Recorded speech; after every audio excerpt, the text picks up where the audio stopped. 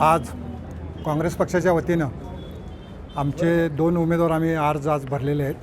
त्यामध्ये संजय नायकू मेंढे व मयूर बाबासाहेब पाटील या दोघांचा अर्ज भरलेला आहे. दोघांच्या नेत्यांच्या आदेशावरनं दोघांच्या आम्ही नावं आणि उमेदवारांची सर्व नगरसेवकांच्या ह्याच्यामुळे दोघांची नावं भरलेली आहेत.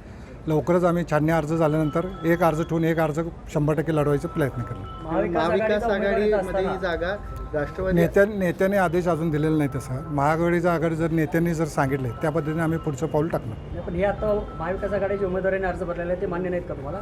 नाही, उमेदवारी अर्ज भरायचे सगळ्यांनीच भरून ठेवलेले आहेत. ज्यावेळेला महाआघाडीची बैठक होईल आणि सांगितले जातील आम्हाला, त्यावेळेला आम्ही हे करू. चर्चा कुठली झालेली? नेत्यांची झाली असल्याच माहीत नाही, पण आमच्याबरोबर चर्चा नाही. आमचं 4 दिवसापूर्वीच ठरलं होतं भरायचा अर्ज. भरून नंतर नेते जे आदेश देतील ते मान्य असणार. दुफळी निर्माण झाली महाविकास आघाडीत असं म्हणता येईल का? कुठंच काही नाही, दुपळी नाही. एक संघाने लढणार आहे, एवढे इच्छुक आहेत त्यात एक विचारानं आम्ही सगळेजण लढू.